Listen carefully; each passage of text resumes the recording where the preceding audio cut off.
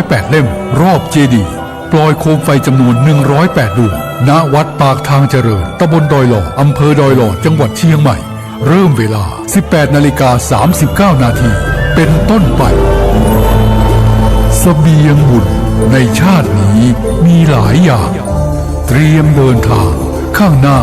ต้องหาก่อนยิ่งเดินทางหลายข้าต้องหาบขอด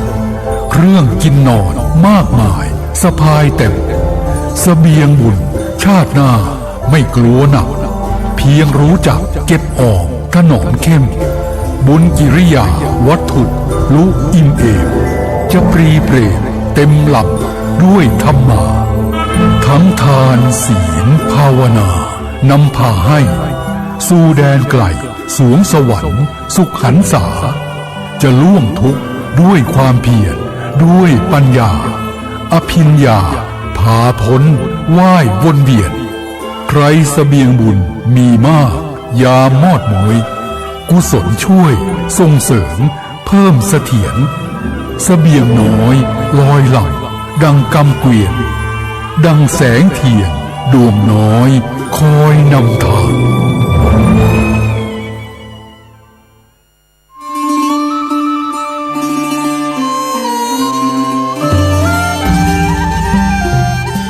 ขอเชิญร่วมทำบุญทอดกฐินสามัคคีณวัดทุ่งหลวงอำเภอแม่แตงจังหวัดเชียงใหม่วันอาทิตย์ที่ 26 พฤศจิกายน 2566 กำหนดการดังนี้เวลา 9 นาฬิกาประกอบพิธีองค์การบวงสรวงบอกกล่าวเทวดาประกอบพิธีห่มผ้าพระธาตุทิศเหนือหลวงปู่สร้างเมื่อปี 2527 เวลา 10:30 นาทีคณะศิษยานุศิษย์ร่วมทำบุญทอดกฐินสามัคคีณวิหารหลวงเวลา 11 นาฬิกาถวายพระทหารเพลโรงทานอาหารและขอเชิญร่วมพิธีเจริญพุทธมนต์สืบชะตาหลวงทักษิณานุปทานครบรอบ 36 ปีการมรณภาพพระครูวรเวทวิสิทธิ์หรือครูบาธรรมชัยธรรมชโยครบรอบ 109 ปีชาตการวันอาทิตย์ที่ 24 ธันวาคม 2566 กำหนดการโดยย่อดังนี้ 9:30 นาทีพระเถระเจริญพุทธมนต์สืบชะตา 10:30 นาทีประกอบพิธีทักษิณานุปทานครบรอบ 36 ปีมรณกาลหลวงปู่ 11 นาฬิกาถวายเครื่องไทยทานพระทหารเพลแด่พระสงฆ์ 12:30 นาทีมอบทุนการศึกษาให้นักเรียนจำนวน 100 ทุนขอเชิญเป็นเจ้าภาพ 1. เครื่องไทยทานถวายแด่พระสงฆ์ชุดละ 1,500 บาท 2. เจ้าภาพทุนการศึกษาทุนละ 500 บาท 3. เจ้าภาพภัตตาคารโรงอาหารตามศรัทธาติดต่อร่วมทำบุญที่พระครูวิสิทธิ์บุญญากรเจ้าอาวาสหรือพระสมศักดิ์ปัญญาวโรรองเจ้าอาวาสบัญชีธนาคารกรุงเทพจำกัดสาขาแม่มะลัยเลขที่ 458-0-169-367 ชื่อบัญชีพระอธิการอินคำทิตะปุญโญโทร 081-919-6632อานิสงส์ของการทำบุญ 1. ทำให้เป็นผู้มั่งคั่งมีทรัพย์สินมากประสบความสำเร็จในหน้าที่การงานได้โดยง่าย 2. ทำให้เป็นผู้มีจิตใจแช่มชื่นบริสุทธิ์และผ่องใสอยู่เสมอ 3. ทำให้เป็นผู้มีจิตใจตั้งมั่นเป็นสมาธิและเข้าถึงธรรมะได้โดยง่าย 4. ได้ชื่อว่าเป็นผู้สามารถใช้ทรัพย์สมบัติให้เกิดเป็นบุญกุศลติดตัวไปในภพเบื้องหน้าได้อย่างเต็มที่ 5. ทำให้เป็นคนรูปงามผิวพรรณงามเป็นที่รักของคนทั่วไป 6. ทำให้เป็นผู้มีชื่อเสียงเกียรติคุณน่ายกย่องสรรเสริญเป็นที่ตั้งแห่งศรัทธาน่าเคารพนับถือ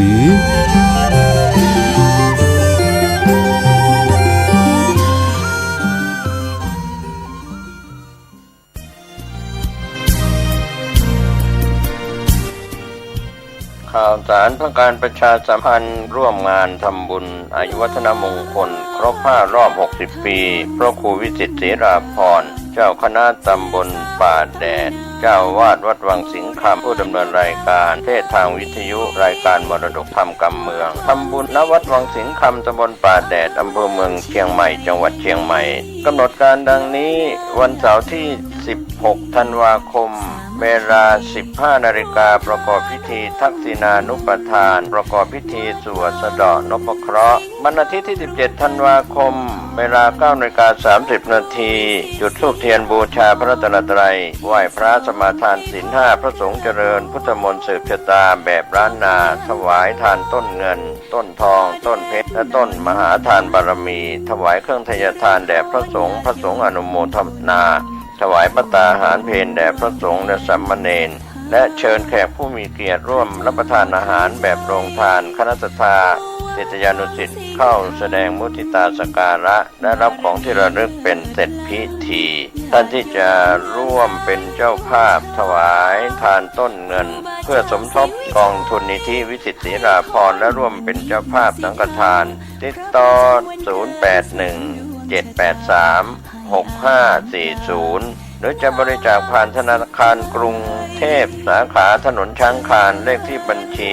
423-039-8580 ชื่อบัญชีพระครูวิสิตศรีราภรณ์ก็เป็นข่าวสารงานบุญงานกุศลทำบุญอายุวัฒนมงคลครบ5รอบ60 ปีพระครูวิสิตศรีราภรณ์เจ้าคณะตำบลป่าแดดเจ้าวาดวัดวังสิงห์คำตำบลป่าแดดอำเภอเมืองเชียงใหม่จังหวัดเชียงใหม่เสาร์ที่ 16 และวันอาทิตย์ที่ 17 ธันวาคม 2566 เชิญท่านร่วมงานนี้โดยพร้อมเพรียงกัน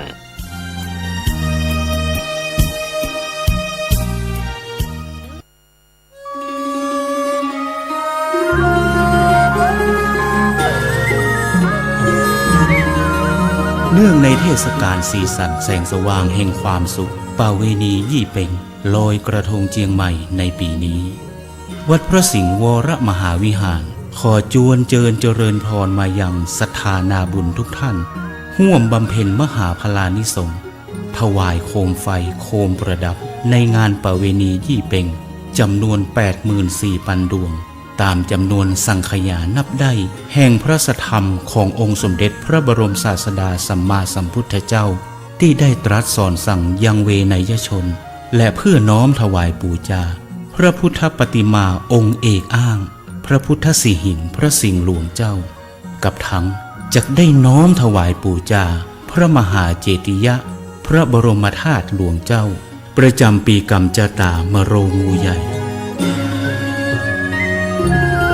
โคมไฟโคมพัดและโคมลอยนั้นเจ้าล้านนาใจเพื่อฮื้อแสงสว่างใจนำทางในยามค่ำคืนหรือเอาตั้งเอาแขวนไว้ในศาสนสถานที่เคารพนับถือในความศักดิ์สิทธิ์แห่งพระพุทธศาสนาเพื่อถวายเป็นพุทธบูชาธรรมบูชาสังฆบูชาตามความเชื่อความเลื่อมใสศรัทธาของชาวล้านนาที่มีวิถีชีวิตผูกพันในบวรพระพุทธศาสนามีการใช้ภูมิปัญญาจินตนาการประดิษฐ์เครื่องสักการะต่างๆสืบสานพัฒนาต่อยอดให้วิจิตรพิสดารยิ่งขึ้นแล้วนำมาวางตั้งหรือแขวนเพื่อบูชาสิ่งศักดิ์สิทธิ์อันเป็นอุดมมงคลที่ควรเคารพนั้น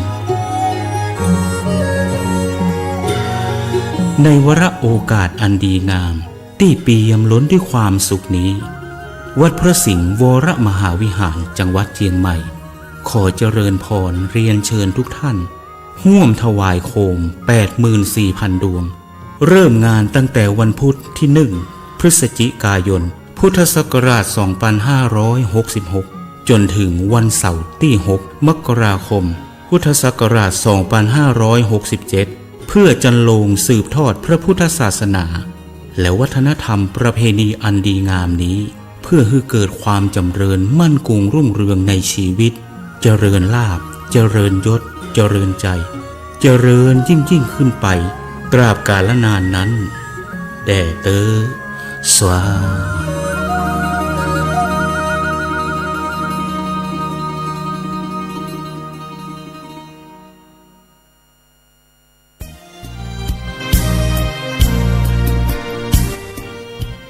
ข่าวสารเพื่อการประชาสัมพันธ์ร่วมงานทำบุญอายุวัฒนมงคลครบ5รอบ60 ปีพระครูวิสิตศรีราภรณ์เจ้า จ้าคณะตำบลป่าแดดเจ้าวาดวัดวังสิงห์คำผู้ดำเนินรายการเทศทางวิทยุรายการมรดกธรรมกำเมืองทำบุญณวัดวังสิงห์คำตำบลป่าแดดอำเภอเมืองเชียงใหม่จังหวัดเชียงใหม่กำหนดการดังนี้วันเสาร์ที่16 ธันวาคมเวลา 15 นาฬิกาประกอบพิธีทักษิณานุปทานประกอบพิธีสวดสะเดาะนพเคราะห์วันอาทิตย์ที่17 ธันวาคมเวลา 9:30 นาทีจุดธูปเทียนบูชาพระรัตนตรัยไหว้พระสมาทานศีล 5พระสงฆ์เจริญพุทธมนต์สืบชะตาแบบล้านนาถวายทานต้นเงินต้นทองต้นเพชรและต้นมหาทานบารมีถวายเครื่องทยทานแด่พระสงฆ์อนุโมทนาถวายภัตตาหารเพลแด่พระสงฆ์และสามเณรและเชิญแขกผู้มีเกียรติร่วมรับประทานอาหารแบบโรงทานคณะสัตยาศิษยานุศิษย์เข้าแสดงมุทิตาสการะและรับของที่ระลึกเป็นเสร็จพิธีท่านที่จะร่วมเป็นเจ้าภาพถวายทานต้นเงินเพื่อสมทบกองทุนนิธิวิสิตศรีราภรณ์และร่วมเป็นเจ้าภาพสังฆทานติดต่อ 081-783-6540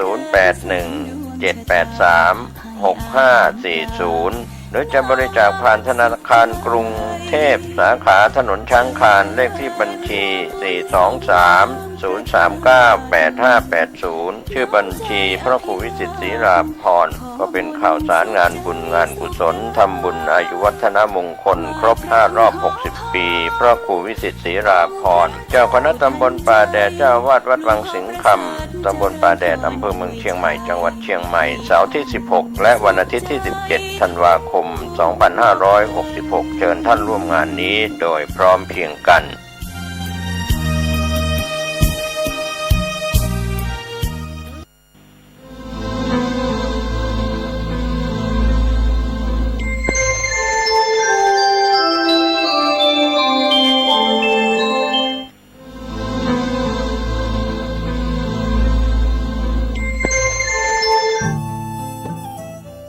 ท่านกำลังติดตามรับฟังสถานีวิทยุกระจายเสียงพระพุทธศาสนาแห่งชาติและสังคมคลื่นเพื่อการศึกษาพระพุทธศาสนาและวัฒนธรรมระบบ FM 104.5 เมกะเฮิรตซ์รายการต่อไปเป็นรายการคดีโลกคดีธรรมวันพฤหัสบดีที่23พฤศจิกายนพระพุทธศักราช2000ของท่านได้เพียงแค่ท่านดาวน์โหลดแอปพลิเคชันที่ชื่อว่าวิทยุพุทธศาสนาทั่วไทยไว้ในโทรศัพท์มือถือของท่านก็สามารถติดตามรับฟังได้โดยสะดวกฟังได้ในทุกที่ของประเทศและของโลกเพราะทุกวันนี้ระบบสื่อสารเราใช้อินเทอร์เน็ตเป็นหลักเป็นสัญญาณไร้สายโทรศัพท์มือถือของเราเป็นโทรศัพท์ที่ไร้สายสามารถเชื่อมโยงกับสัญญาณเสียงการออกอากาศที่ครูบาอาจารย์ของเราที่อยู่ในต่างจังหวัดหรือแม้แต่อยู่ในต่างประเทศจัดรายการสดๆที่ไหนก็แล้วแต่ก็สามารถออนแอร์ออกอากาศสดผ่านเข้ามาทางโทรศัพท์มือถือของเราได้แล้วและเพื่อความง่ายและสะดวกมากยิ่งขึ้นครูบาอาจารย์ของเราก็ได้จัดสร้างโปรแกรมรับสัญญาณเสียงเหล่านั้นทางอินเทอร์เน็ตโดยเฉพาะมีชื่อว่าแอปพลิเคชันซึ่งเป็นชื่อของระบบที่เขากำหนดขึ้นมาตั้งชื่อขึ้นมาให้รู้โดยทั่วกันว่าคืออะไรคำว่าแอปพลิเคชันเป็นภาษาสากลที่เขาตั้งขึ้นมาเพื่อให้มนุษย์พวกเรานั้นได้รู้ว่าสิ่งนี้คือตัวรับสัญญาณเสียงจากที่อื่นมาถ่ายทอดให้เราได้ยินได้ฟังกันและเป็นระบบดิจิตอลเรียกว่าระบบที่ไร้สายใช้คลื่นสัญญาณแม่เหล็กไฟฟ้าเป็นตัวเชื่อม เข้ามาสู่โทรศัพท์มือถือของเรา แล้วก็มีหน่วยรายชื่อที่ปรากฏอยู่หน้าจอเมื่อเราแตะเข้าไปที่ตัวแอปพลิเคชันนั้นก็จะขึ้นมาปรากฏมาให้เราเห็นเป็นภาษาไทยมีรายชื่อสถานีวิทยุรวมกันอยู่ทั้งสิ้น45สถานีเรียงกันไปโดยลำดับที่หนึ่งก็คือวัดป่าจริยธรรมลำดับที่สองก็ไล่กันไปเรื่อยๆมีถึง45สถานีวิทยุรายการคดีโลกคดีธรรมก็ได้ออกอากาศผ่านสถานีวิทยุที่มีอยู่ในแอปพลิเคชันนี้เองเพราะฉะนั้นท่านสาธุชนท่านผู้ฟังทุกท่านเมื่อเรามีโอกาสที่จะใช้ประโยชน์จากเครื่องมือสื่อสารเทคโนโลยีเหล่านี้ที่เรามีใช้อยู่แล้วเราก็ไม่ควรพลาดโอกาสที่จะใช้เครื่องมือนี้เพื่อศึกษาเรียนรู้พระธรรมคำสอนของพระสัมมาสัมพุทธเจ้าของเราโดยทั่วถึงกันจึงขอเรียนเชิญเจริญพรสาธุชนทุกท่านได้ช่วยกันดาวน์โหลดเอาไว้ในโทรศัพท์แล้วก็บอกให้ผู้อื่นดาวน์โหลดด้วยกันท่านใดที่บอกให้ผู้อื่นดาวน์โหลดได้ผู้นั้น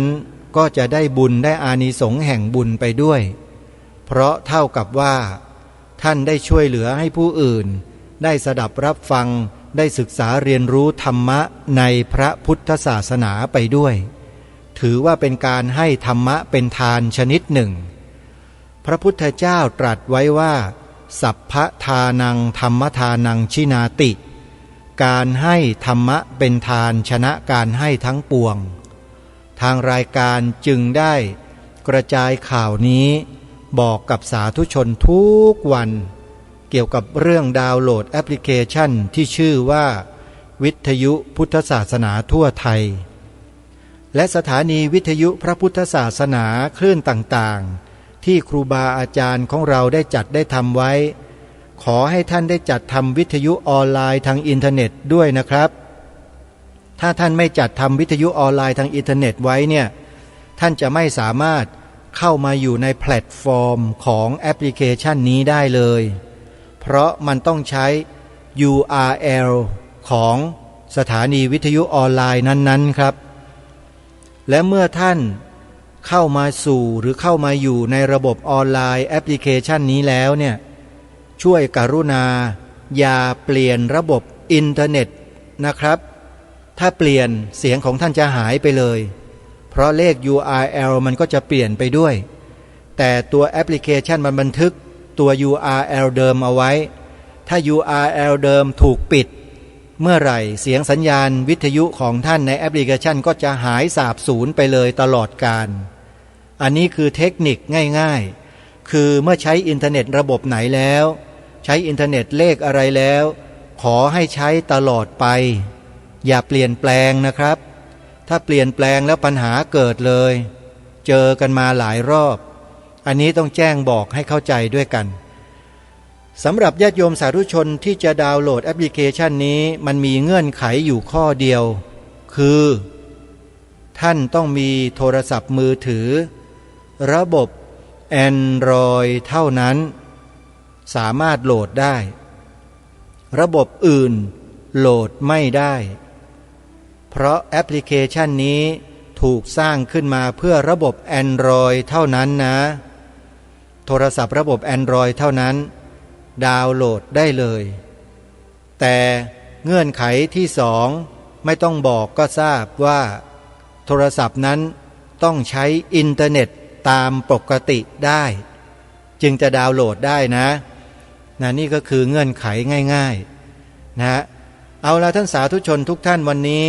จะเริ่มต้นด้วยข่าวประชาสัมพันธ์เล็กๆน้อยๆนิดเดียวเพราะว่างานบุญกฐินจะมาถึงแล้ววัดอารามมงคลตำบลยางตลาดอำเภอยางตลาดจังหวัดกาฬสินธุ์เป็นสำนักเรียนพระปริยัติธรรมแผนกสามัญนำบุตรหลานของญาติโยมมาบรรพชาเป็นสามเณร แล้วให้การศึกษาแผนกสามัญคือม.1 ถึงม.6 มีความรู้เทียบเท่ากับทางโลกเลยเพื่อให้การศึกษาอยู่ในวัดวัดอารามมงคลจะจัดงานบุญกฐินเพื่อการศึกษาขึ้นในระหว่างวันที่ 24-25 พฤศจิกายนที่จะถึงนี้ญาติโยมสาธุชนท่านใดได้ยินประกาศก็ขอให้มาร่วมงานกันนะโยมนะมาที่วัดอารามมงคลกัน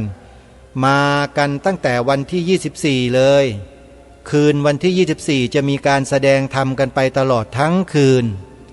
และพอถึงวันที่ 25 พฤศจิกายนตรงกับวันเสาร์ก็จะมีการถวายผ้ากฐินกันตั้งแต่ช่วงเช้าสายๆเลยอันนี้ก็ขอแจ้งประกาศให้ทุกท่านได้รับทราบใครจะสอบถามรายละเอียดกับทางวัดโดยตรงก็โทรศัพท์ไปได้ที่หมายเลข 084-034-4606 หรือ 094-281-3500 และในวันเสาร์ที่ 25 พฤศจิกายนจะมีงานบุญกฐินเกิดขึ้นที่จังหวัดเชียงใหม่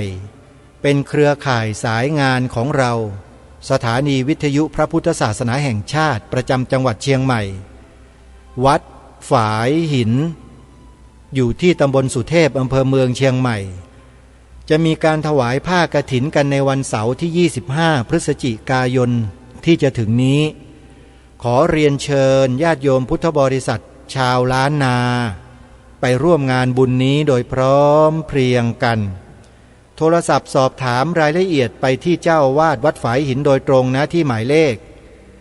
087-915-2924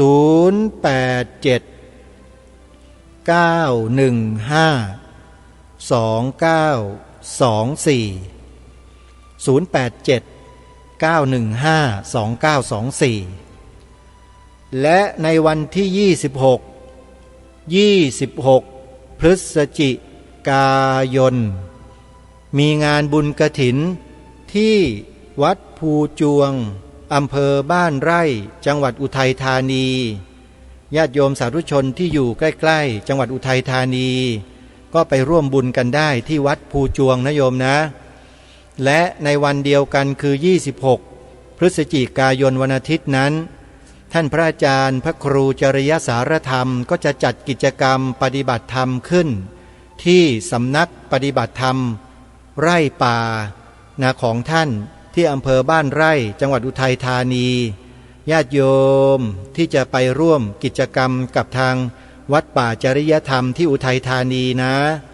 ให้โทรศัพท์สอบถามไปที่เจ้าวาดโดยตรงหมายเลขโทรศัพท์ 083-327-5700 ขออนุโมทนาสาธุและกฐินสุดท้ายของปีกฐินสุดท้ายของปีมีอยู่2ที่ทางรายการจะขอแนะนำที่แรกก็คือวัดสวนป่าบ้านดอนยานางตำบลดอนสมบูรณ์อำเภอยางตลาดจังหวัดกาฬสินธุ์ของพระอาจารย์ปลัดเดชาอาสโพจะจัดงานบุญกฐินในวันสุดท้ายของปีคือวันที่ 27 พฤศจิกายน 27 พฤศจิกายนญาติโยมชาวจังหวัดกาฬสินธุ์ก็อย่าลืมเด้อเสร็จจากวัดอารามมงคลแล้วก็ไปร่วมทำบุญกับวัดสวนป่าพระอาจารย์ปลัดเดชาบ้านดอนยานางเด้อโยมเด้อไปช่วยกันยังไงก็ตามพวกเราเป็นชาวพุทธนะโยมนะอย่าแบ่งแยกกันนะต้องสมัครสมานสามัคคีกันไว้มีกิจการใดก็ช่วยกันนะทำใจให้เปิดกว้างๆไว้โยมแล้วจิตใจเราจะรับสิ่งดีๆเข้ามาได้มากส่วนใครที่ปิดหัวใจแคบๆก็จะไม่ได้อะไรนะมันก็จะมีแต่ความมืดความดำอยู่นั่นแหละเขาเรียกว่าใจดำก็เพราะใจมันปิดใจมันแคบนะฮะทำใจให้กว้างไว้อย่าลืมนะ27ที่วัดสวนป่าบ้านดอนยานาง ตำบลดอนสมบูรณ์อำเภอยางตลาดจังหวัดกาฬสินธุ์ของพระอาจารย์ปลัดเดชาอาสโพและกฐินสุดท้ายของปีเช่นกันที่จะแนะนำให้พวกเราไปร่วมบุญกันมากๆเยอะๆมากันให้ทั่วทั้งประเทศเลยนั่นก็คือบุญกฐินวัดสามชุกอำเภอสามชุกจังหวัดสุพรรณบุรีทำไมจึงชวนไปที่นี่เยอะๆเพราะที่วัดสามชุกต้องการที่จะให้ญาติโยมร่วมกันถวายผ้ากฐินและบริวารกฐินเนี่ยเยอะๆเพื่อไปช่วยสถานีโทรทัศน์ดีทีวีอันนี้ก็บอกกับญาติโยมตรงๆเลยเพราะสถานีโทรทัศน์ช่องนี้เป็นกระบอกเสียงเป็นหน้าต่างให้แก่พวกเราชาวพุทธได้ศึกษาเรียนรู้นอกเหนือจากพระธรรมคำสอนแล้วก็จะได้ศึกษาเรียนรู้ถึงสถานการณ์โดยทั่วไปที่เกี่ยวกับพระบวรพุทธศาสนาของเราด้วยสถานีโทรทัศน์ดีทีวีไม่ได้นำเสนออยู่มิติเดียวนะญาติโยมต้องเข้าใจนะว่าดีทีวีไม่ใช่สถานีโทรทัศน์ธรรมะนะโยมเป็นสถานีโทรทัศน์ที่จัดตั้งขึ้นมาเพื่อพระพุทธศาสนาเพื่อสถาบันพระมหากษัตริย์เพื่อประเทศชาติบ้านเมืองของเราเมื่อจัดตั้งขึ้นมาตามวัตถุประสงค์ทั้ง3ประการนี้แล้วเนื้อหาที่ออกอากาศจะออกแต่ธรรมะล้วนๆมันไม่ใช่ไงมันต้องออกทุกสิ่งทุกอย่างที่มีส่วนเกี่ยวข้องกับ3สถาบันให้พวกเราได้รับรู้รับทราบกันด้วยเพราะฉะนั้นความหลากหลายในเนื้อหาสาระของสถานีโทรทัศน์ช่องนี้จึงมีแตกต่างกันไปตามความเหมาะสมเพราะฉะนั้นท่านสาธุชนให้เข้าใจเถอะว่าเราอยู่ในโลกใบนี้เนี่ยโลกใบนี้ไม่ได้มีแต่ธรรมะนะโยมมันมีอธรรมเกลื่อนกลาดเยอะแยะเต็มโลกไปหมดเลยแล้วเราจะมานั่งรู้เรียนฟังแต่ธรรมะโดยไม่ศึกษาเรียนรู้สิ่งที่มันเป็นอธรรมเลยเนี่ยเวลาพวกอธรรมมันเข้ามามันทำอะไรต่อไม่อะไรเราจะรู้เท่าทันพวกมันไหมเล่าไม่มีทางจะรู้หรอกเพราะไม่เคยศึกษาเรียนรู้มันไงว่ามันมายังไงมันจะไปยังไงมันจะทำอะไรทำเมื่อไหร่ทำมาในรูปแบบอย่างไรใช่ไหมดีทีวีเกิดมาก็เพื่อทำการนี้โยมแล้วญาติโยมไม่เห็นความสำคัญหรือไม่มีความเข้าใจกันแน่หรือทั้ง2 อย่างเลยคือไม่ให้ความสำคัญด้วยแล้วก็ไม่เข้าใจด้วยหรือเปล่าจึงไม่ได้ช่วยกันสนับสนุนเลยหมายถึงคนที่ไม่ได้สนับสนุนนะก็ไม่สนับสนุนเอาซะเลยเพราะความไม่เข้าใจกับความที่ไม่รู้หรือเปล่าเพราะฉะนั้นทางรายการคดีโลกคดีธรรมก็เลยต้องบอกให้ทุกท่านได้รู้ได้ทราบเผื่อท่านหลายๆท่านไม่รู้และไม่ทราบก็เลยต้องบอกกันไปอย่างนี้แหละนะบอกกันแบบตรงๆเลยว่าสถานีโทรทัศน์ดีทีวีเนี่ยไม่ใช่สถานีโทรทัศน์ธรรมะนะโยมช่วยไปบอกต่อกันด้วยไม่ใช่สถานีโทรทัศน์ธรรมะถึงจะต้องพูดแต่ธรรมะเทศแต่ธรรมะแสดงแต่ธรรมะมันตลอด24 ชั่วโมงมันไม่ใช่สถานีโทรทัศน์ที่แสดงแต่ธรรมะนั้นอยู่ได้สักกี่สถานีน่ะอยู่ไม่รอดกันเลยแทบจะหมดไม่มีเหลือมันไม่ได้เกี่ยวหรอกว่าอยู่ได้ไม่ได้เพราะธรรมะหรือไม่ธรรมะแต่อยู่เพื่ออะไรทำไปเพื่ออะไรอันนี้ต้องมองให้ออกนะถ้ามองไม่ออกก็จะมองผิดไปเรื่อยแล้วก็จะว่าสถานีโทรทัศน์เป็นบาปตัวเองไปเรื่อยสร้างบาปให้กับตัวเองไปเรื่อยโยมนะเพราะฉะนั้นกลับมาช่วยกันทำให้สื่อของพวกเราชาวพุทธช่องนี้เนี่ยได้ทำงานทำหน้าที่ได้อย่างแข็งขันเหมือนเดิมแล้วก็ดีกว่าเดิมกันเถอะอย่าบลูรี่กันเลยโยมพอแล้วมันเป็นบาปเพราะฉะนั้น27 พฤศจิกายนวันจันทร์นะโยมเป็นวันพระด้วยขึ้น15 ค่ำเดือน12วันลอยกระทง ไปถวายผ้ากฐินที่วัดสามชุกกันนะ วัดสามชุกอยู่ที่ตำบลสามชุกอำเภอสามชุกจังหวัดสุพรรณบุรี โยมกดแผนที่พิมพ์ชื่อวัดสามชุกแล้วก็ไปตามนั้นเลย26มีกิจกรรมตอนเย็นตอนค่ำนะเป็นการทำบุญฉลององค์กฐินและพอวันรุ่งขึ้น27พฤศจิกายนก็เป็นพิธีถวายผ้ากฐินเราก็ไปร่วมบุญกันนะฮะติดต่อสอบถามรายละเอียดไปที่เจ้าอาวาสวัดสามชุกโดยตรงที่หมายเลข089008462นะโยมนะเอาละท่านสาธุชนเมื่อวานนี้เปิดเนื้อหาสาระงานสัมมนาวิชาการค้างไว้วันนี้ก็เลยคิดว่าถ้าเปิดต่อเนื่องจากเมื่อวานเนี้ยเราจะไม่ประติดประต่อเนื้อหากันก็เลยรีเวิร์ดกลับไปฟังในช่วงคำถามของผู้ที่เข้าร่วมสัมมนาเป็นพระสงฆ์นะท่านถามถึงเรื่องการอุปสมบทถามวิทยากรที่สัมมนากันอยู่บนเวทีว่า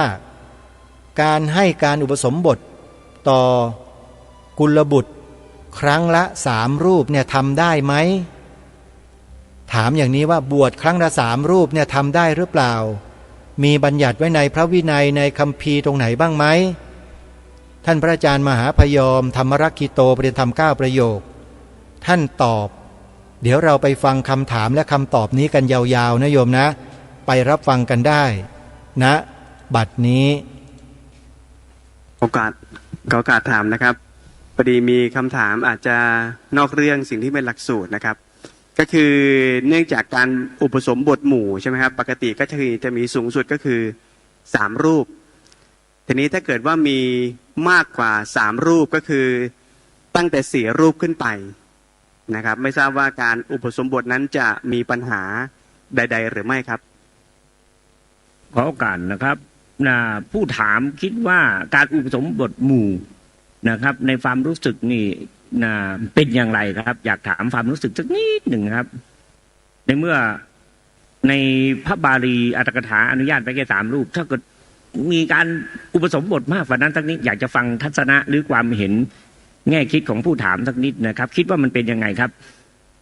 คือถ้าอันนี้เป็นท่านอาจารย์ผ่านท่านฝากมาถามแต่ถ้าถามในความรู้สึกของผมถ้าเราอิงจากพระบาลีมันก็ไม่ควรจะเกินจาก3แต่ทีนี้อาจจะมีปรากฏการณ์ที่เกิดขึ้นแล้วในคณะสงฆ์ไทยตอนนี้เหตุการณ์เกิดขึ้นจริงๆใช่ไหมครับเกิดขึ้นแล้วครับก็เลยมีคำถามขึ้นมาคำถามนี้คำตอบนี้อาจจะสะท้อนไปถึงพระเถระหรือผู้คนที่มีความเข้าใจนี้มากขึ้นว่าอันเนี้ยโดยหลักฐานเป็นไปได้หรือเปล่าอย่างนี้เป็นต้นครับแต่ว่าท่านอาจารย์ผันทราบแจ้งมาว่ามีเกิดขึ้นแล้วในเมืองไทยครับพงจีพยากู้ระตู้อุปสัมปทาอาจองเมควรตะกู้มีเจนแด่พยากู้ไทยมาแต่โชว์มะเทนอุปสัมปทาอยู่แด่อาคาตู้ธรรมวาจาตะกู้แบตัว2 พาอุปสัมปทาเปกางาปาแส่ปาอาปานาแส่ตรงแส่ตะคาเบนะยะหันขังจ้าดาเบกำมายอดจ้าดาเบดีโรมิวพงจีโรตัวคออามิงเนาะแบลูอะไรปาลีดอมาตรงปาเบปิ้วเดเนาะမြန်မာပြည်မှာတော့3 ပါးပဲတစ်ချိန်ကမ္မဝါဖတ်ရင်3 ပါးပဲရန်ခံပြီးတော့3 ပါးတဲ့အပူဆိုဘေးကစောင့်พงจีพงจีตัวขอนะกำว่าดีโรบิวนะกังอองมิงดารากังมาอองมิงบูราตุโรอุปสัมปทาเปกะตรงเย้าเลยเย้าบ่งาเย้าแส่เย้าเย้านาแส่ตรงแส่ปตคาแดบ่กรรมจารตะปานาปาตรงปาเบเดอุปสัมปทาเปกะนะมาแลบูดอุปสัมปทาเปกะแล้วก็ย่านคังเจนได้ปโคบ่อันเพเวตุโรတန်ခါကနေပြီးတော့တန်ခါကိုကန်ဆောင်လို့မရဘူးလေအဲဒါကြောင့်3 ပါးထက်အပူဆိုရင်ကံမအောင်ဘူးလို့ပဲဒီလိုတော့နားလဲသဘောပေါက်ท่านบอกว่าในหิวินิเยสัพพทายุติสากายาตุงพุทธโคจรตา ความสมควรในฐานะทั้งหมดในพระวินัยนั้นเนี่ยใครๆก็ไม่อาจรู้ได้เพราะมันเป็นพุทธวิสัยแต่ว่าที่มีอนุญาตไว้มีอยู่แค่3จะทำยังไงดีจริงอยู่ในเสนาสนะขันธกะจะมีการอธิบายแบบนี้ว่าถ้าเป็นอุปการะกรรมนะถ้าเป็นอุปการะกรรมสามารถที่จะอุปสมบทให้กับสามารถที่จะทำให้อย่างเช่นเจ้าหน้าที่เสนาสนะคาหาปะกะจะทีหนึ่ง5 รูป10 รูป20 รูปอะไรก็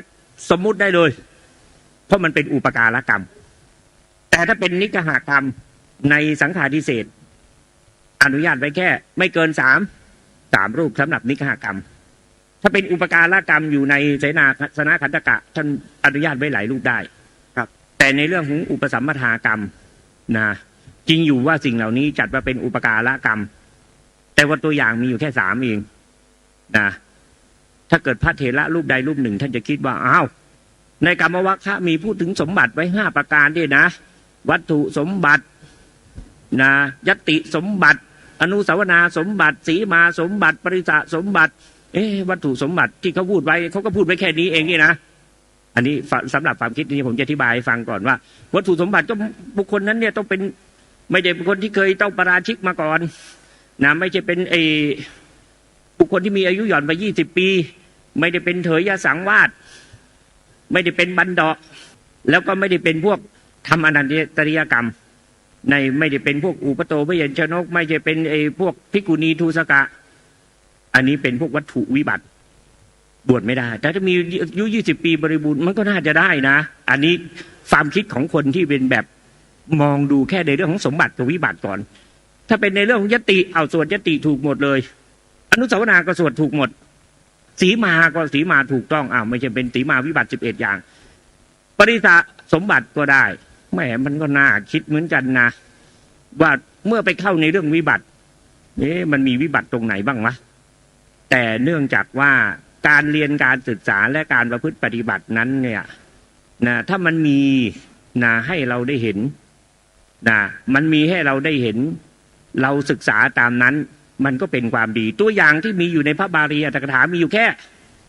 3แต่เราอยากจะทำเยอะจะทำไมเท่านี้ในเรื่องถึงฐานะของพระวินัยแล้วเนี่ยจะต้องวินิจฉัยเราต้องปิดช่องนะในฐานะที่หนักและเบาเราต้องตั้งอยู่ในฐานะที่หนักไว้ก่อนเพราะว่าบวชออกมาแล้วมันไม่มีจุดแดงๆไม่มีจุดดำๆปรากฏอยู่บนหน้าผากให้เห็นว่าไอ้ถ้าจุดแดงเนี่ยสำเร็จกรรมสมบัติแต่เป็นจุดดำนี่กรรมวิบัติมีหรือเปล่าไม่มีเพราะฉะนั้นเนี่ยในเรื่องนี้เป็นสิ่งที่สำคัญถึงแม้ว่าเมื่อเทียบในวิบัติแล้วจะไม่เห็นว่ามันมีความผิดในวิบัติอันไหนแต่ถ้าเกิดจะคิดให้มันสอดคล้องกับตัวอย่างที่มีอยู่ในบาลีอัตถกถาแล้วเราก็สมบัตินั้นเนี่ยนอกจากจะไม่เป็นบุคคลผู้มีอายุ20 ปีบริบูรณ์แล้วก็ควรที่จะไม่เกินจากกำหนดที่บาลีอัตถกถาแนะนำไว้เพราะว่ามีตัวอย่างอยู่เรื่องหนึ่งตัวอย่างอยู่เรื่องหนึ่งก็คือในวิปติวิโนทนีฎีกาจะพูดถึงเรื่องการถามอันตรายิกธรรมกินนาโมซิถามว่าท่านชื่ออะไรอาหังนาโกดามะถ้าเกิดตอบแบบนี้ถ้าเกิดว่าในเวลาไปสวดยติกรรมยติในส่วนยติก็ดีส่วนอนุสาวนาก็ดีถ้าไปใช้ชื่ออื่นท่านบอกว่าไม่ควรนี่คิดไปได้ถึงว่ากรรมวิบัติเลยมันวิบัติข้อไหนวิบัติข้อที่ว่าปฏิญญาเขาว่าผมชื่อวนาคะแล้วเวลาไปสวดจริงๆก็ไปใช้ชื่ออื่นใช่ไหมแต่ว่ามันก็มีให้คิดได้อีกว่าในจำเปยยักษ์ขันธกะจะพูดถึงโทสาริโตกับโสสาริโตไว้ผู้ที่ถูกเรียกเข้าหมู่และเป็นอันถูกเรียกเข้าด้วยดีชื่อว่าโสสาริโตผู้ที่ถูกเรียกเข้าหมู่แล้วไม่ถือว่าเป็นอันเรียกเข้าหมู่ด้วยดีชื่อว่าโทสาริโตในพวกโสสาริโตมันจะมีพวกคนใบ้อยู่ด้วยถามอะไรก็อย่าพูดไม่ได้หรอกว่านาโคติดโสติดอะไรแบบนี้พวกนี้เนี่ยเป็นพวกใบ้บอดหนวกอะไรพวกนี้เนี่ยถ้าเกิดใครบวชให้กับบวชก็เป็นพระได้เหมือนกันสามารถที่จะเป็นโสสาริโตแต่ว่าบุคคลผู้บวชให้ต้องอาบัติทุกกฎ คราวนี้ไอ้พวกเป็นโทสาริโตเนี่ยมันจะเป็นไอ้พวกที่ทำอนันตริยกรรมเป็นพวกบันเดาะเป็นพวกที่เคยต้องปราชิกแล้วมีอายุอ่อนกว่าอะไรแบบนี้นะพวกนี้แม้ถึงถูกเรียกเข้าบู่ก็ไม่เป็นอันถูกเรียกเข้าโดยดีอันนี้เป็นโทสาริโตคราวนี้ในฐานะแบบนี้เนี่ยมันเป็นฐานะของพระวินัยมันเป็นเรื่องของความสืบต่อของอายุพระพุทธศาสนาไม่ได้มีหลักฐานไม่ได้มีตัวอย่างให้เราจะทำแบบอ่อนกำลังแบบนั้นเหตุไฉนเราจึงได้ไปทำในเมื่อบวชทีละ3 รูปมันก็ไม่ได้ช้าอะไรนะเพียงแต่ว่ามันไม่ทันใจในยุค 5G นะอันนี้ก็ในพระวินัยก็จะตอบได้ประมาณนี้นะครับว่านะถ้าเป็นอุปการกรรมอันนี้ท่านพูดถึงพระภิกษุนะตัวอย่างมีเฉพาะพระภิกษุไม่มีแบบอุปสัมปทาเปกขะมากกว่า3 รูปกี่รูปก็ได้ถ้าเป็นอุปการกรรมกี่รูปก็ได้นะครับแต่ถ้าเป็นนิกหากรรมต้องไม่เกิน3พวกนิกหากรรมก็เช่นยกวัด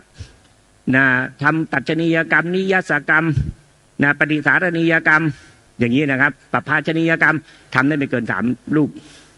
อันนี้พูดถึงตัวอย่างที่เคยเกิดขึ้นในประเทศพม่าบ้างนะในประเทศพม่าก็เคยมีเหมือนกันนะครับ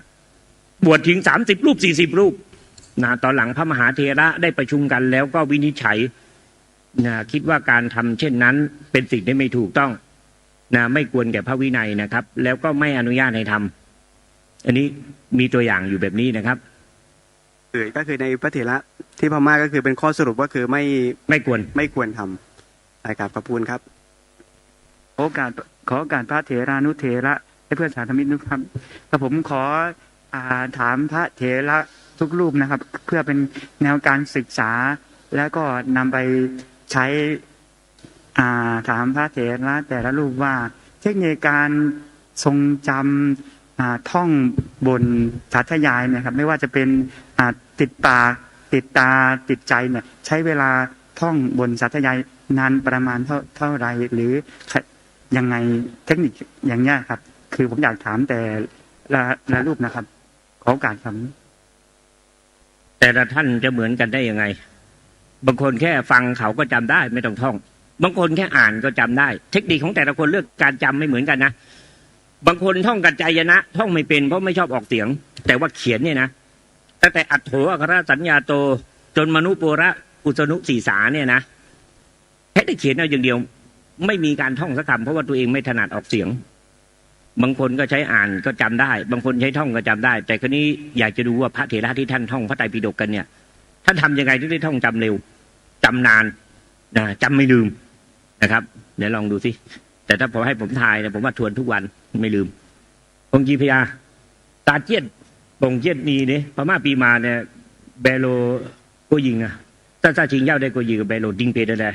ไอ้ตู้ไอ้สาเจียนแตดอ่องเนี่ยดูตรงนี้ด่าဖျားရီတို့စီမှာစာသင်ပေးရင်တော့ကွင်ငယ်လေးတွေဆိုရင်တော့တစ်မျိုးပေါ့နော်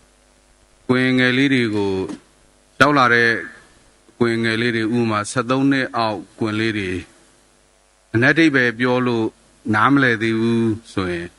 မဖျားရှိခိုးစာတွေပါတယ်ဒီတိုင်းနှုတ်တိုက်ရှေ့ကနေပြီးတော့ဆရာသမားကနေပြီးတော့အရင်ချပေးတာဣတိဝိသောဘဂဝါအရဟံသမ္မာသမ္ဗုဒ္ဓောဝိဇ္ဇာစရဏတမ္ပန္နောစသည်ဖြင့်အဲ့ဒီလိုနှုတ်တိုက်ချပေးနောက်ကွင်လေးကလိုက်ဆိုနည်းနည်းလေးနှုတ်တိုးပြီဆိုမှအထိပ္ပယ်နည်းနည်းပြောပေးတာအဲ့ဒီလိုလဲပြောပေးပြီးတော့ချက်ခိုင်းတာလည်းရှိပါတယ်နောက်ပိုင်းနည်းနည်းအရွယ်ရောက်လာပြီဆိုရင်တော့နားလည်နိုင်လောက်တဲ့အသိဉာဏ်ရှိပြီဆိုရင်အထိပ္ပယ်တွေပြောပြပြီးတော့သူတို့ချက်ခိုင်းတယ်ဆိုတဲ့နေရာမှာဆရာသမားရှေ့ကနေပြီးတော့လဲဖြတ်တော့အတန်ထွက်မှန်ကန်အောင်ဆရာသမားရှေ့ကနေပြီးတော့အရင်ချပြီးသူကလိုက်ဆိုနှုတ်တိုးအောင်ဆိုခိုင်းပြီးတော့မှသူ့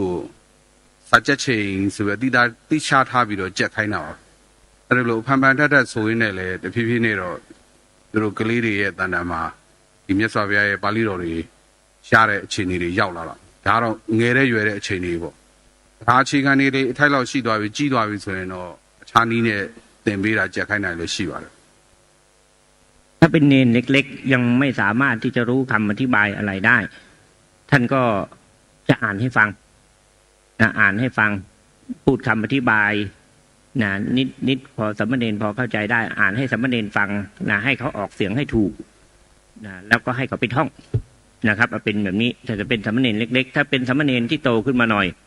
ก็ให้เขาอ่านเลยอ่านให้ฟังต่อหน้าอ่านให้ถูก เมื่อถูกอักขระทุกๆคำแล้วอธิบายให้คำแปลเขาฟังพอสมควรแล้วก็ให้เขาไปท่องเอาถ้าเกิดว่าเป็นสามเณรใหญ่สามารถที่จะรู้มีความรู้เรื่องการออกเสียงอะไรได้ชัดเจนแล้วได้เริ่มเรียนบ้างแล้วก็ให้เขาท่องเลยแต่ว่าจะมีการแบ่งเวลาท่องกับเวลาทวนให้ชัดเจนเวลานี้ควรท่องเวลานี้ควรทบทวนမြန်မာပြည်ကစာသင်တိုက်တွေမှာဆိုရင်စံအကြောင်းတက်ရမယ့်အချိန်ဆိုတာရှိပါတယ်။ဥပမာတို့မနေ့ကင်းပိုင်းသို့မဟုတ်နေကင်းပိုင်းမှာစာသင်သားကွင်လေးတွေကိုခေါ်လိုက်ပြီးတော့စာတစ်ခုသင်ပေးလိုက်တယ်ပေါ့။ဥပမာဆိုတော့ယောဘာနာဘေကုဘေကုနာသိက္ခာသာဇောသမဘာနောသိက္ခာအပိစ္ဆခာယဒုလာနာယကောတော်မိတုဒနာမပတိတေဝေယအနမတော်တိရိစ္ဆနာကရာဘိပါရာဇဂောတိအတံဝါသောသူတို့သင်ပေးလိုက်ပြီးတော့သူတို့မနေ့ပိုင်းသင်ပေးလိုက်တယ်ဆိုညနေပိုင်းကျတော့ဆရာသမားစီပြန်လာပြီးတော့အလွတ်ပြန်ခိုင်းတယ်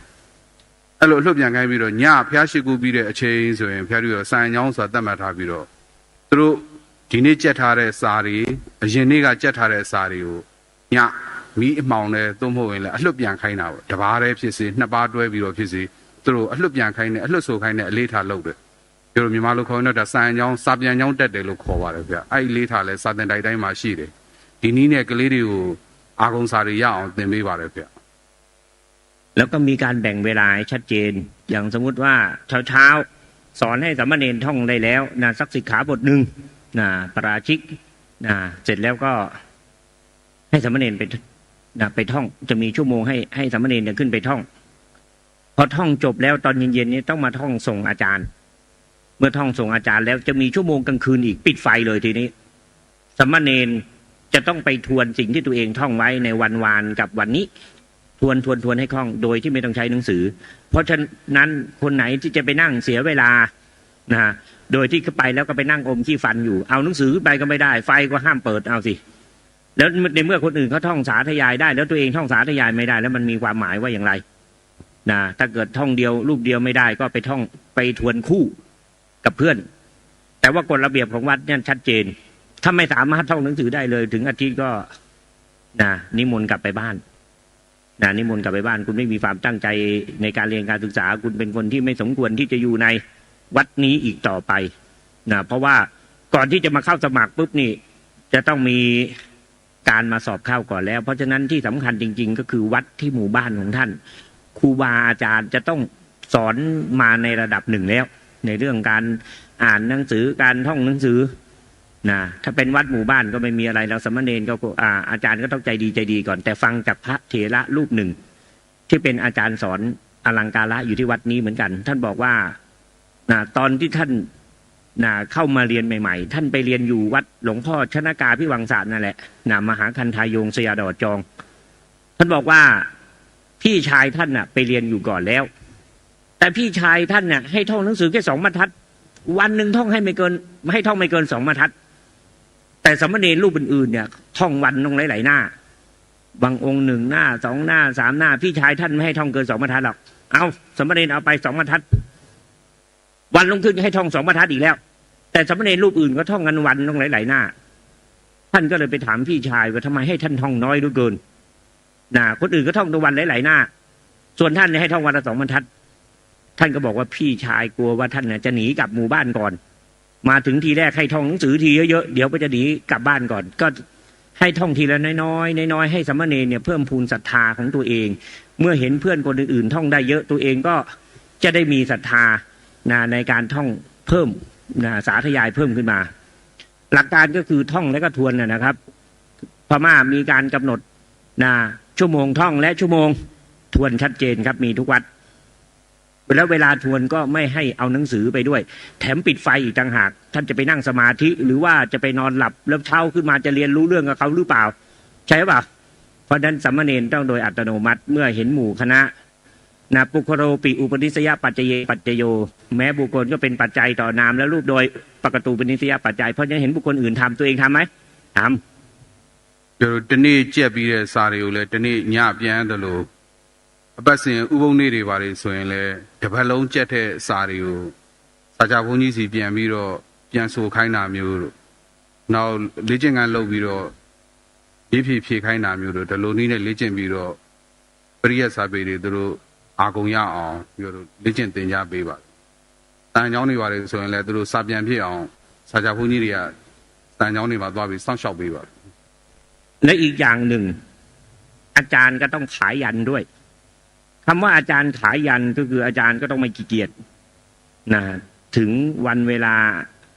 ชั่วโมงให้สามเณรท่องหนังสืออาจารย์จะไปอยู่ที่ไหนครับก็ต้องอยู่ที่ห้องท่องหนังสือไม่งั้นสามเณรก็พากันเล่นฟุตบอลสามเณรก็พากันเล่นนู่นเล่นนี่เพราะฉะนั้นถ้าจะให้สามเณรท่องหนังสือต้องมีอาจารย์หนึ่งรูปเป็นผู้ควบคุมนะครับมีคำถามจากข้างนอกครับจากแชทนะครับฝากถามมาครับกราบนมัสการเถรานุเถระทุกรูปนะเจ้าค่ะมีคำถามจากทาง YouTube นะคะที่ได้กราบนมัสการเรียนถามมาว่าศาสนาพุทธจะอยู่ 5,000 ปีหรือเกินกว่านี้อยู่ที่มีเหตุสิ่งใดเป็นปัจจัยเจ้าค่ะองค์จีดูดีตาตนาแต่งงาทองอาจารย์รถงาทองแล้วมาปีเตไปเนี่ยแล้วยังเจ้ากวยตัวเดแต่มาเข้ายินงาทองเลยและจอเจียแล้วจอในเดบาจองจ้องเลยบาจองจ้องเลยจองชีตลาตาตนางานิดป้องงาทองมาปีอิเมซาตุบดาเบกุตามาอุเอริโออาตุโยโลโกอรันดีอัตตาอิเมซาตุบดาเบกุตามาอุเอริโออาตุโยโลโกอรันดีอัตตามาบริเนบานาตุအဲ့ဒါထောက်ရင်သူကကျင့်မဲ့ပုဂ္ဂိုလ်ရှိရင်သာသနာမကွယ်နိုင်ဘူးပေါ့ကျင့်မဲ့ပုဂ္ဂိုလ်မရှိတော့ဘူးဆိုကွယ်မှာပေါ့ก็อยู่ที่สัมมาปฏิบัติของพระภิกษุทั้งหลายเพราะว่าการเจริญทานแห่งศาสนาต้องเกิดจากปฏิเวทอันตรธานปฏิปัติอันตรธานปริยัติอันตรธานลิงฆะอันตรธานธาตุอันตรธานถ้าเกิดยังมีภิกษุที่ตั้งใจประพฤติปฏิบัติชอบดีอยู่ปฏิเวทก็ไม่หายปฏิบัติปริยัติไม่ต้องพูดถึงอันนี้ก็คือเป็นเหตุสำคัญตามที่พระผู้มีพระเจ้าได้ตรัสเอาไว้แล้วสามารถที่จะอยู่เกิน 5,000 ปีได้ไหมเจ้าค่ะสามารถที่จะอยู่เกิน 5,000 ปีได้หรือไม่ถ้าเกิดว่าศาสนานี้พระผู้มีพระเจ้าเป็นสัทธาเทวมนุษย์สานังเป็นครูของเทวดาทั้งหลายเป็นติโลกะครุเป็นครูของโลก3ที่เป็นกามโลกรูปโลกอรูปโลก5,000 ปีนั่นก็เกินแน่เพราะว่ารูปโลกนั้นอายุยืนอรูปโลกไม่ต้องพูดถึงอายุยิ่งยืนไปใหญ่แต่ว่าศาสนานั้นอยู่ในรูปของในใจของบุคคลนั้นๆแต่ถ้าอยู่ในรูปของเรื่องการเผยแผ่อยู่ในโลกมนุษย์ก็มีอายุอยู่ประมาณขนาดนี้คำถามต่อไปนะคะขอกราบเรียนถามว่าพระพุทธเจ้าบวชชลิน500 รูป300 รูป200 รูปตามลำดับในคราวเดียวกันทำไมต้องจำกัดไม่เกิน3 รูปเจ้าคะ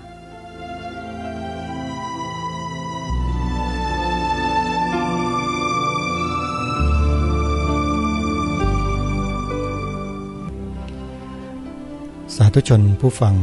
ทุกท่านเวลาของรายการมาสู่ช่วงสุดท้ายแต่เนื้อหาของงานสัมมนาในช่วงบ่ายซึ่งเป็นช่วงสุดท้ายของวันที่14ยังไม่จบยังเหลือคำถามของคุณโยมสุภาพสตรีที่ยังค้างอยู่เดี๋ยวเราจะไปย้อนฟังตั้งแต่ต้นในวันพรุ่งนี้จนกระทั่งจบน่าจะเป็นเวลาที่ลงตัวอยู่พอดีเดี๋ยววันพรุ่งนี้เรามาฟังกันต่อนะโยมนะช่วงสุดท้ายนี้ก็ขอสรุปใจความให้กับท่านทั้งหลายได้ฟังในช่วงนี้ว่าจากเนื้อหาที่เราได้ฟังมาตั้งแต่ต้นของวันนี้มีพระคุณเจ้าถามถึงเรื่องการอุปสมบทของกุลบุตรที่อายุครบบวชถ้าต้องการอุปสมบทครั้งละ3 รูป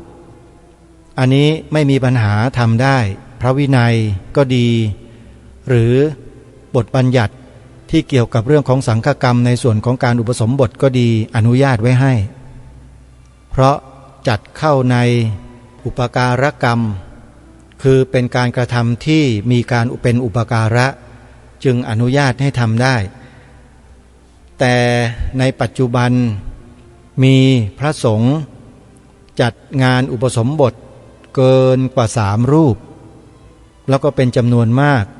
ในแต่ละครั้งเนี่ยนะพระคุณเจ้าที่ถามก็ถามวิทยากรบนเวทีว่าสมควรไหมนะพระวิทยากรท่านก็ยกเอาตัวอย่างในคัมภีร์มาตอบให้เราได้รับทราบกันไปแล้วว่าถ้าจัดเข้าสู่ในอยู่ในประเภทอุปการกรรมเนี่ยก็น่าจะทำกันได้เพราะไม่ได้สร้างความเสียหายอะไรนะอันนี้ถ้าทุกอย่างถูกต้องตามวินัยหมดแล้วเนี่ยก็น่าจะทำกันได้นะโดยสรุปอย่างนั้นนะเท่าที่ฟังกันมาแล้วก็คุณโยมผู้หญิงเมื่อสักครู่นี้มีคำถามที่น่าสนใจคือถามถึงว่าพระพุทธศาสนาจะอยู่ได้ครบถึง 5,000 ปีได้หรือไม่และถ้าอยู่ได้ด้วยอะไรนะแล้วก็ถามซ้ำอีกครั้งหนึ่งแต่เผอิญยังไม่จบนะก็ตัดรายการเข้ามาสรุปให้ท่านผู้ฟังได้ฟังกันในช่วงท้ายนี้ซะก่อนแต่ไม่เป็นไรวันพรุ่งนี้ได้ฟังแน่นอนเดี๋ยวเรามาติดตามรับฟังกันในวันพรุ่งนี้นะฮะอย่าลืมงานบุญกฐินวัดอารามมงคลเริ่มวันพรุ่งนี้แล้ว24-25 พฤศจิกายนงานบุญกฐินของวัดฝายหินตำบลสุเทพอำเภอเมืองเชียงใหม่ก็จะจัดในวันเสาร์ที่25 พฤศจิกายนนี้แล้ววันที่26บุญกฐินของวัดภูจวงอำเภอบ้านไร่จังหวัดอุทัยธานีและมีกิจกรรมที่สำนักไร่ป่าของพระอาจารย์พระครูจริยสารธรรมพระครูนิรุตอยู่ที่อำเภอบ้านไร่เช่นเดียวกันนะใครสะดวกที่ไหนก็ไปร่วมบุญกันที่นั่นและวันที่27ที่วัดสวนป่าดอนยานางตำบลดอนสมบูรณ์อำเภอยางตลาดจังหวัดกาฬสินธุ์ของพระอาจารย์ปลัดเดชาสโภจัดงานบุญกฐินวันสุดท้าย27 พฤศจิกายนและที่วัดสามชุกอำเภอสามชุกจังหวัดสุพรรณบุรีอาตมาภาพไปดำเนินงานถ่ายทอดสดและไปทำกิจกรรมที่นั่นตั้งแต่วันที่26 พฤศจิกายนและถวายผ้ากฐินในวันรุ่งขึ้น27 พฤศจิกายนขอเชิญชวนทุกท่านไปร่วมบุญกันตามความเหมาะสมความสามารถของแต่ละท่านขอให้ตั้งใจเต็มที่เต็มใจได้บุญกันทุกคนขออนุโมทนาสาธุวันนี้เวลาของรายการหมดลงแล้วต้องขอสมมุติยุติไว้แต่เพียงเท่านี้พบกับรายการได้ใหม่ในวันต่อไปขอความสุขความสวัสดีในธรรมแห่งองค์สมเด็จพระบรมศาสดาสัมมาสัมพุทธเจ้าจงปรากฏเกิดมีขึ้นในจิตใจของท่านผู้ฟังทุกท่านทุกคนเทินขอเจริญพรกล้าคิดก็ต้องกล้าทำอย่ากลัวถ้าทำความดีเป็นศึกษาปัญหาให้ทันท่วงทีเมืองไทยจะพัฒนากว่านี้รายการดีๆคดีโลกคดีธรรมขอรำพันบรรยายความคิดเครื่องหมายแห่งสีทั้งสามงามถนัดขาวคือบริสุทธิ์สีสวัสดิ์หมายพระไตรรัตน์และธรรมะคุมจิตไทยแดงคือโลหิตเราใสซึ่งยอมสละได้เพื่อรักษาชาติศาสนาน้ำเงิน